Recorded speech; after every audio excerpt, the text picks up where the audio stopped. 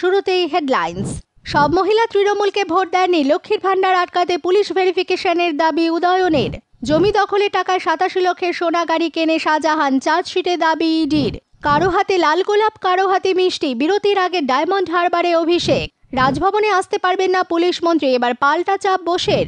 G7 সম্মেলনে খোশ মেজাজে Modi, selfie তুললেন জর্জিয়া মেলোনির সঙ্গে। তৃণমূলের পরে উপনির্বাচনের জন্য 4 প্রার্থীর নাম ঘোষণা, বাম কংগ্রেস জোটের। তালিকায় কারা? নিটে দুর্নীতির বিরুদ্ধে একা কুম্ভ ফিজিক্সওয়ালা অলোক, জয়ের জন্য লড়ছেন আইনের পথে।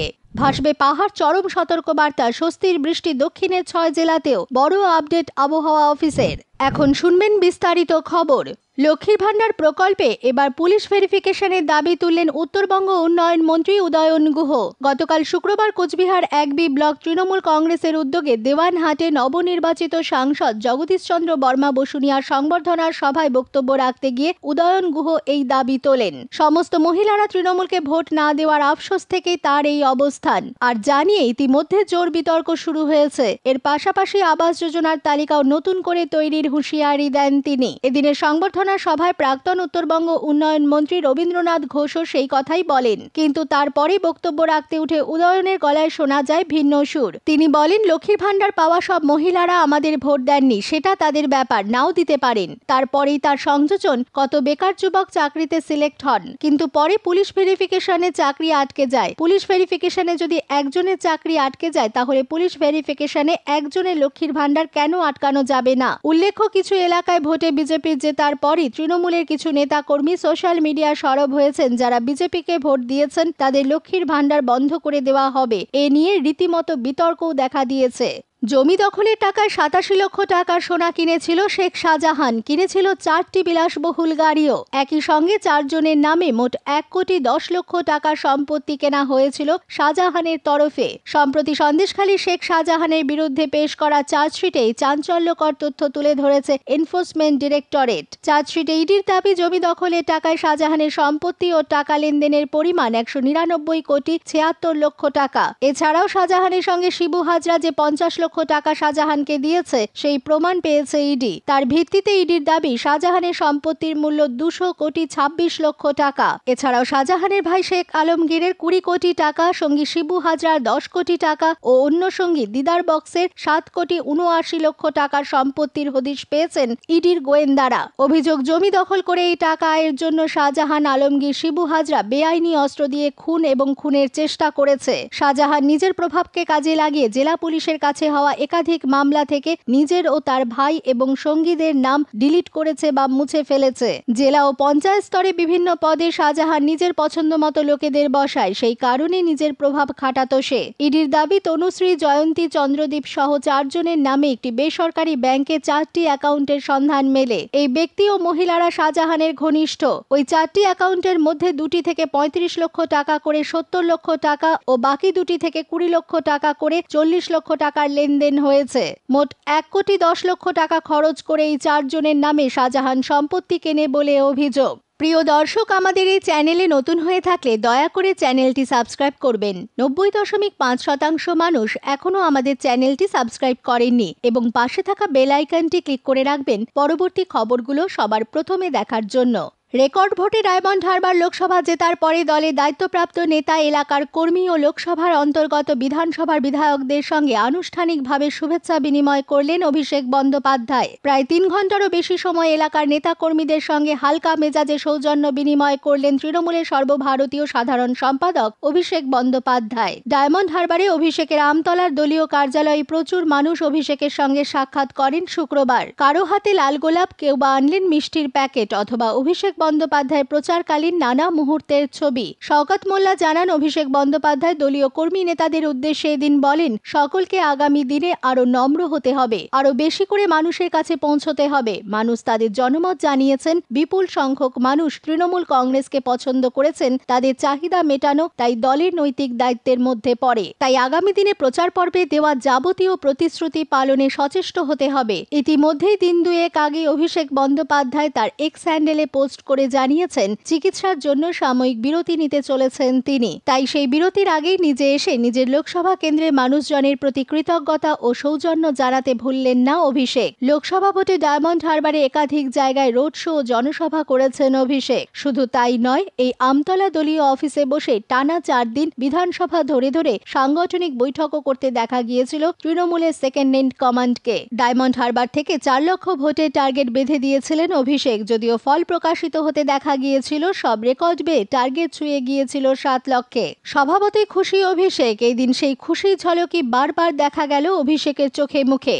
ভোট মিটতেই রাজভবন নবান্ন সংঘাত। আক্রান্তদের রাজ্যপালের দেখা না হওয়া পর্যন্ত রাজভবনে আসতে পারবেন না পুলিশ মন্ত্রী। এবার পাল্টা চাপ দিলেন রাজ্যপাল সিভি আনন্দ বোস। সঙ্গে নির্দেশ, রাজভবনে দায়িত্বে থাকা সব পুলিশ কর্মীকে বদলে ফেলা হবে। ঘটনাটি ঠিক কি? রাজভবনে রাজ্যে ভোট পরবর্তী হিংসার অভিযোগ জানাতে গিয়েছিলেন শুভেন্দু অধিকারী। সঙ্গে ছিলেন 200 জন ঘরছাড়া বিজেপি কর্মীও। কিন্তু ততক্ষণে রাজভবনের চারিদিকে রীতিমতো ব্যারিকেড তৈরি করে ফেলেছে পুলিশ। 3 দিকের গেটই কার্যত অবরুদ্ধ। অভিযোগ, শুভেন্দুকে রাজভবনে ঢুকতে বাধা দেওয়া হয়। শেষ পর্যন্ত রাজ্যপালের সঙ্গে দেখা না করে ফিরে যেতে হয় রাজ্যের বিরোধী দলনেতাকে। এদিকে চুপ করে বসেনি শুভেন্দু। রাজভবনে পুলিশি বাধার অভিযোগে হাইকোর্টের দ্বারস্থ হয়েছিলেন তিনি। বিচারপতি অমৃতা সিনহার নির্দেশ, রাজ্যপাল অনুমতি দিলে দেখা করতে পারেন শুভেন্দু অধিকারী। বিচারপতির প্রশ্ন, রাজ্যপালকে কি গৃহবন্দী করে রাখা হয়েছে? যদি সেটা না হয় তাহলে কেন তার অনুমতি ক্রমে কাউকে দেখা করতে দেওয়া হচ্ছে না? এর আগে গত বৃহস্পতিবারই শুভেন্দু বলেছিলেন রাজ্যপালের লিখিত অনুমতি আছে।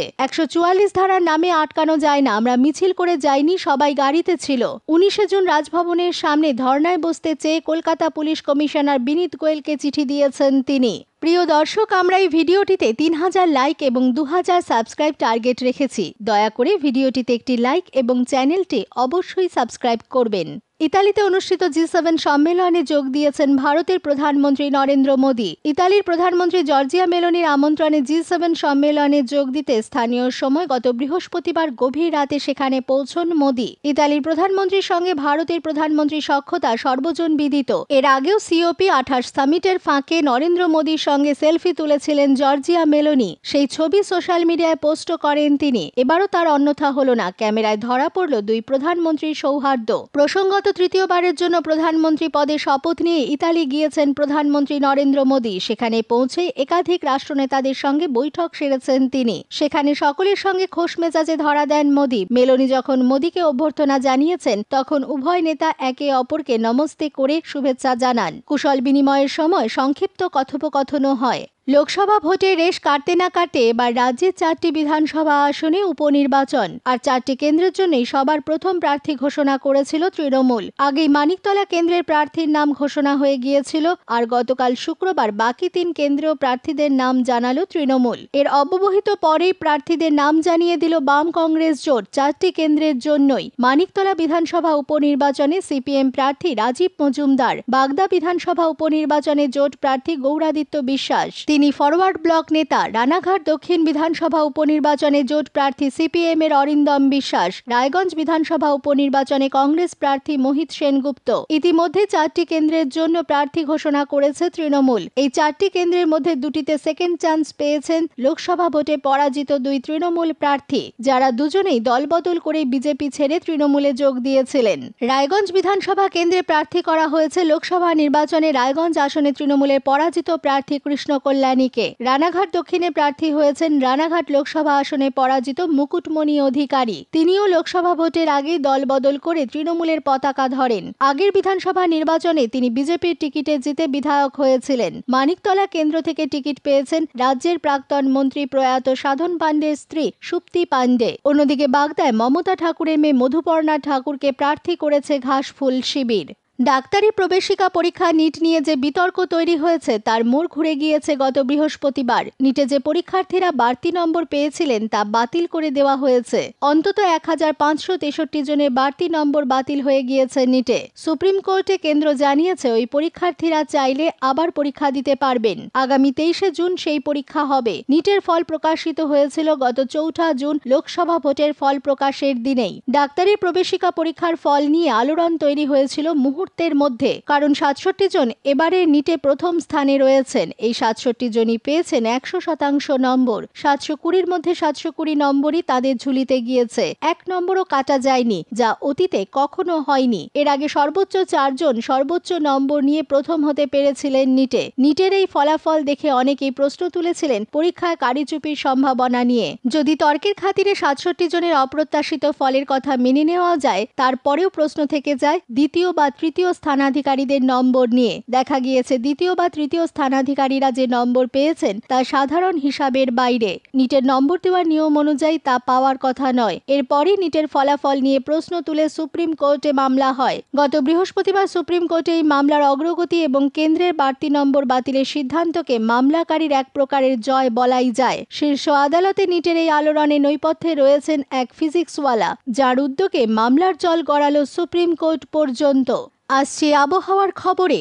শেষ জ্যৈষ্ঠে গরমে পড়ছে দক্ষিণবঙ্গ, অন্যদিকে উত্তরবঙ্গ ভাসছে। এরই মধ্যে বর্ষা গমনের খুশির বার্তা দিয়েছে আবহাওয়া দফতর। ৬ জেলায় বৃষ্টির পূর্বাভাস দিয়েছে আবহাওয়া দফতর। আবহাওয়া দফতর জানিয়েছে উত্তরবঙ্গে মঙ্গলবার পর্যন্ত ভারী থেকে অতি ভারী বৃষ্টি হবে। আজ জলপাইগুড়ি, কালিম্পং ও আলিপুরদুয়ার এই ৩ জেলায় লাল সতর্কতা জারি হয়েছে। কোচবিহার ও দার্জিলিংয়ে কমলা সতর্কতা এবং হলুদ সতর্কতা জারি হয়েছে ২ দিনাজপুর ও মালদায়। দক্ষিণবঙ্গে জ্বালা পোড়া গরমে নাজেহাল অবস্থা। এতদিন উত্তরবঙ্গে থমকে ছিল বর্ষা, এবার মৌসুমী বায়ু গাঙ্গেয় পশ্চিমবঙ্গের দিকে এগিয়ে যাওয়ার মতো পরিস্থিতি তৈরি হয়েছে। তবে এই সপ্তাহে তাপপ্রবাহ চলবে। আজ পুরুলিয়া, পশ্চিম বর্ধমান, বাঁকুড়া, পূর্ব ও পশ্চিম মেদিনীপুর এবং ঝাড়গ্রামে তাপপ্রবাহের সতর্কতা রয়েছে। এর পাশাপাশি কলকাতা, ২ চব্বিশ পরগনা, পুরুলিয়া, বীরভূম এবং বাঁকুড়ায় দমকা হাওয়ার সঙ্গে বজ্রবিদ্যুৎ সহ বৃষ্টির সম্ভাবনাও রয়েছে। স্থানীয় সংবাদ এখনকার মতন এই পর্যন্ত। ধন্যবাদ।